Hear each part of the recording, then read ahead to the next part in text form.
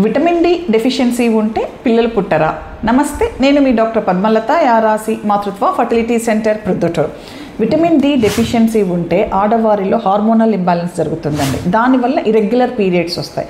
Irregular periods వల్ల egg సరిగ్గా release అవ్వదు. రిలీజ్ అయినా దాని క్వాలిటీ సరిగ్గా ఉండదు.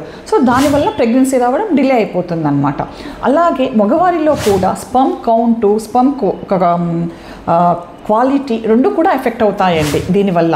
అలాగే టెస్టోస్టిరాన్ హార్మోన్ లెవెల్స్ బాగా తగ్గిపోతాయన్నమాట విటమిన్ డి డెఫిషియన్సీ ఉంటే.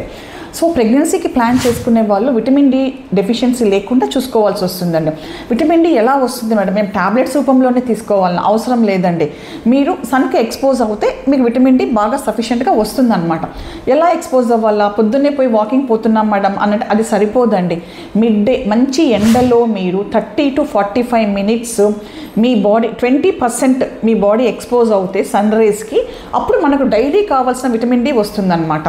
అలా కుదరడం లేదు అని అనుకుంటే మీరు ట్యాబ్లెట్స్ రూపంలో తీసుకోవాల్సి వస్తుంది. 400 international units daily vitamin D మనకి అవసరం అవుతుందండి, according to the ICMR guidelines ప్రకారం అనమాట. సో ప్రెగ్నెన్సీ ప్లాన్ చేసుకునే వాళ్ళందరూ కూడా విటమిన్ డి చెక్ చేసుకొని అది డెఫిషియెంట్ ఉంటే దానికి తగినట్టు ట్రీట్మెంట్ తీసుకోండి. Thank you.